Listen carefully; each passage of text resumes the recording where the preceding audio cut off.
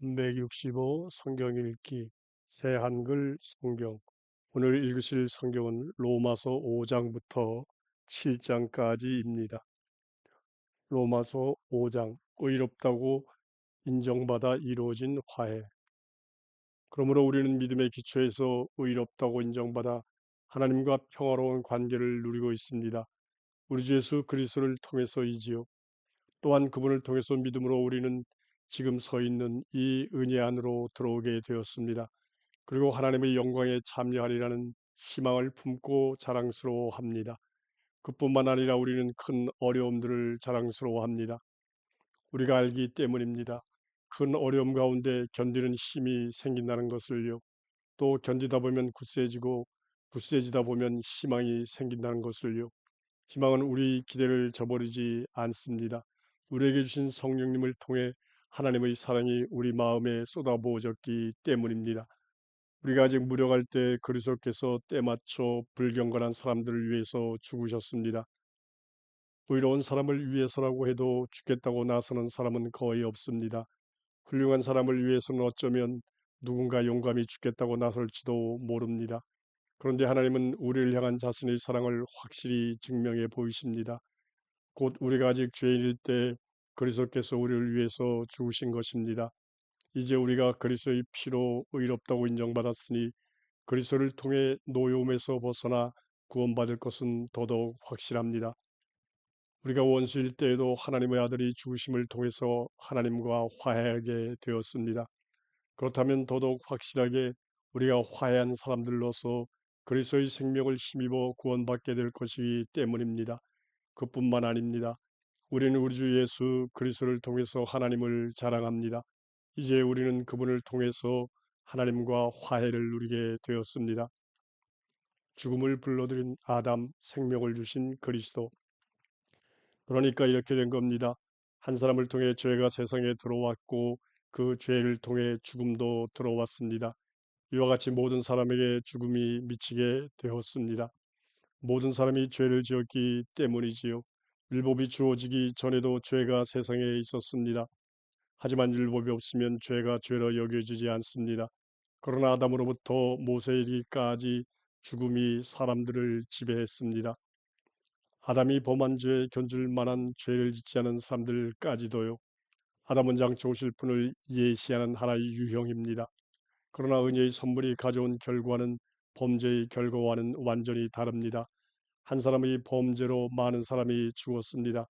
그렇지만 하나님의 은혜와 한 분 예수 그리스도께서 은혜로 주신 선물은 많은 사람들에게 더더욱 넘쳐났습니다. 그 선물의 효력은 죄를 지은 한 사람 때문에 생긴 결과와 전혀 같지 않습니다. 사실 한 번의 범죄 뒤에 나온 심판은 유죄 판결로 이어졌습니다. 그렇지만 많은 범죄 뒤에 나온 은혜의 선물은 무죄 판결로 이어졌습니다. 한 사람의 범죄로 죽음이 그 한 사람을 통해 지배권을 누렸습니다.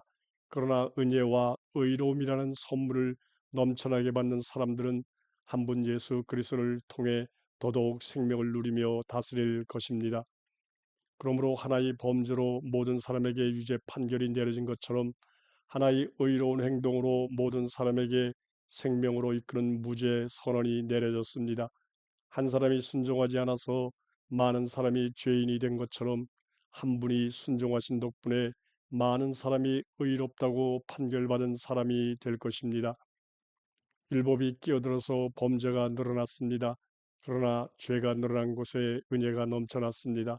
죄가 죽음을 내세워 지배했듯이 은혜도 의를 통해서 다스리려는 것입니다. 그리하여 예수 그리스도 우리 주님을 통해서 영원한 생명에 이르게 하려는 것입니다. 로마서 6장. 죄에서 끊어져 죽고 하나님을 바라보며 사는 우리. 그러면 우리가 무슨 말을 하겠습니까? 은혜가 더 커지도록 우리가 죄 안에 줄곧 머물러 있어야 하겠습니까? 절대로 그럴 수 없습니다. 우리가 죄인은 죽은 사람들인데 어떻게 여전히 죄 안에서 살겠습니까? 아니면 여러분은 모르십니까? 세례를 받아 그리스도 예수님 안에 들어가 있게 된 우리가 세례를 받아 그분의 죽음 안으로 들어갔다는 것을요. 우리는 세례를 통해서 그 죽음 안으로 들어가 그분과 함께 묻혔습니다. 그래서 그리스도께서 아버지의 영광을 힘입어 죽은 사람들 가운데서 일으킴받아 살아나신 것처럼 우리 자신들도 새 생명 속에서 살아가게 되었습니다. 우리가 그분의 죽으심에 동참하여 그분과 같은 존재가 되었다면 그분의 부활하심에도 동참하여 그분과 같은 존재가 될 것입니다. 이것을 우리가 알고 있습니다. 곧 우리 옛사람이 그리스도와 함께 십자가에 못 박힌 것은 죄의 몸이 없어지게 하려는 것입니다. 그리하여 더는 우리가 죄를 섬기는 종이 되지 않게 하려는 것입니다. 왜냐하면 죽은 사람이 의롭다고 판결을 받고 죄에서 풀려나 있기 때문입니다. 그러나 우리가 그리스도와 함께 죽었다면 그분과 함께 살기도 할 것이라고 믿습니다.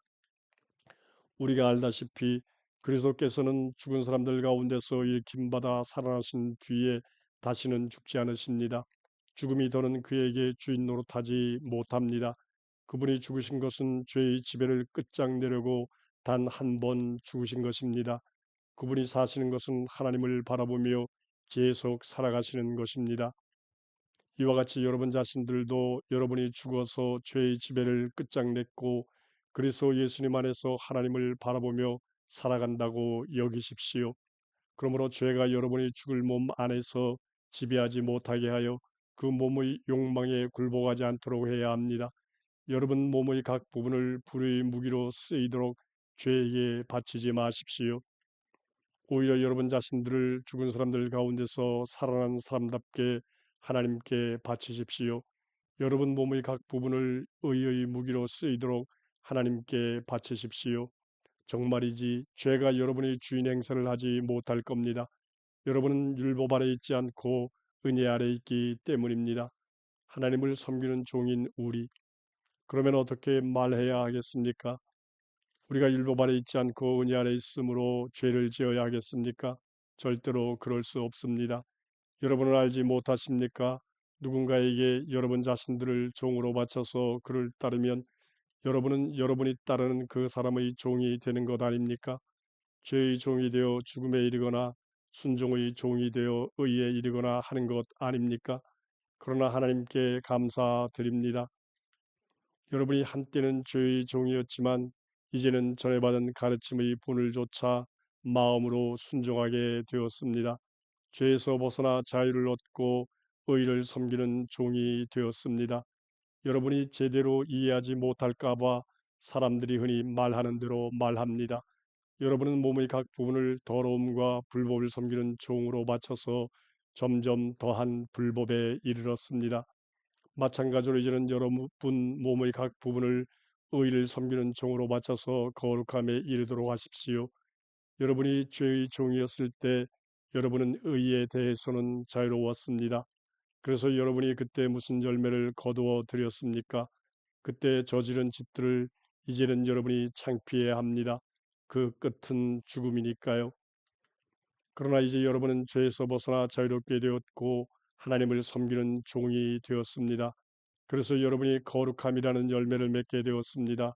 그 끝은 영원한 생명입니다. 죄의 품값은 죽음이고 하나님의 은혜의 선물은 그리스도 예수 우리 주님 안에서 누리는 영원한 생명입니다. 로마서 7장. 율법에서 벗어나 하나님을 섬기는 우리. 여러분이 이것을 모르십니까? 형제자매 여러분, 나는 율법을 알고 계시는 분들에게 말씀드립니다. 율법은 사람이 살아있는 동안에만 그 사람의 주인이 되지 않나요? 결혼한 여자는 남편이 살아있는 동안은 그 남편에게 율법으로 매여 있습니다. 그렇지만 그 남편이 죽으면 그를 남편에게 매어둔 율법에서 풀려납니다. 따라서 남편이 살아있는 동안에 다른 남자와 관계를 맺으면 바람피운 여자라고 불릴 것입니다. 그렇지만 그 남편이 죽으면 그 여자는 율법에서 벗어나 자유롭습니다. 그래서 다른 남자와 관계를 맺는다고 해도 바람피운 여자가 되는 것은 아닙니다. 그러므로 이 형제 자매 여러분, 여러분 자신들도 그리스도의 몸을 통해서 율법에 대해 죽임을 당했습니다. 그리고 다른 분, 곧 죽은 사람들 가운데서 일으킴 받아 살아나신 분께 속하게 되었습니다. 그리하여 우리가 하나님을 위해 열매를 맺게 되었습니다. 우리가 육신 안에 있을 때에는 율법을 통해 일어나는 죄의 욕망이 우리 몸 각 부분에서 활동하고 있었습니다. 그리하여 우리가 죽음에 이르는 열매를 맺게 했습니다. 그러나 이제 우리는 율법에서 풀려났습니다. 우리가 얽매였던 율법에 대해 죽음으로써 말입니다. 그리하여 우리는 종로로 타두에 성령님의 새로운 방식으로 하지 글자로 된 율법의 낡은 방식으로 하지 않습니다. 죄를 깨닫게 하는 율법. 그렇다면 우리가 무엇이라 말할까요? 율법이 죄입니까? 절대로 그럴 수 없습니다. 오히려 율법을 통하지 않고서는 내가 죄를 알지 못했을 것입니다. 율법이 넘보지 마라 하고 말해주지 않았다면 넘보는 것을 알지 못했을 것입니다. 그러나 죄가 계명을 통해 기회를 잡아 내 안에서 온갖 넘보는 마음을 불러일으켰습니다. 율법이었으면 죄는 죽은 상태이기 때문입니다. 분명히 한때 율법이 없을 때는 내가 살아 있었습니다. 그런데 계명이 오자 죄가 살아났습니다. 도리어 나는 죽고 말았습니다. 생명으로 이끌 바로 이 계명이 나에게는 죽음으로 이끄는 것으로 드러났습니다. 죄가 계명을 통해 기회를 잡아 나를 완전히 속였고 계명을 통해 나를 죽였습니다. 따라서 율법은 거룩합니다. 그리고 계명은 거룩하고 정당하며 훌륭합니다. 그렇다면 그 훌륭한 것이 나에게는 죽음의 원인이 되었습니까? 절대로 그럴 수 없습니다. 오히려 죄가 죄로 밝혀지도록 죄가 훌륭한 것을 통하여 나에게 죽음을 불러일으켰습니다. 그리하여 계명을 통해 죄가 범죄의 뿌리라는 것이 더할 나위 없이 분명해졌습니다. 좋은 일을 하고 싶으나 하지 못하는 비참함. 우리가 알다시피 율법은 영적인 것입니다. 그런데 나는 육신적이어서 죄 아래로 팔린 상태입니다. 나도 내가 무슨 일을 하고 있는지 알지 못합니다. 내가 원하는 일, 바로 그것은 실천하지 않고 오히려 내가 역겨워하는 일, 바로 그것을 행하고 있으니 말입니다. 내가 원하지 않는 일, 바로 그것을 행하고 있다면 나는 율법이 선하다는 데 동의하는 셈입니다. 그렇다면 이제 그 짓을 하는 것은 더는 나 자신이 아니라 내 안에 자리 잡고 사는 죄입니다. 나는 알고 있습니다. 내 안에 곧 내 육신 안에 선한 것이 자리 잡고 살지 않는다는 것을요. 좋은 일을 하고 싶은 마음은 간절하지만 그것을 해내지는 못하고 있으니까요. 하고 싶은 일, 곧 선을 행하지 않고 오히려 하고 싶지 않은 이 일, 곧 악은 저지릅니다. 내가 나 자신도 하고 싶지 않은 이 일을 행한다면 그 짓을 하는 것은 더는 나 자신이 아니라 내 안에 자리 잡고 사는 죄입니다. 그런즉 나는 법칙을 발견합니다.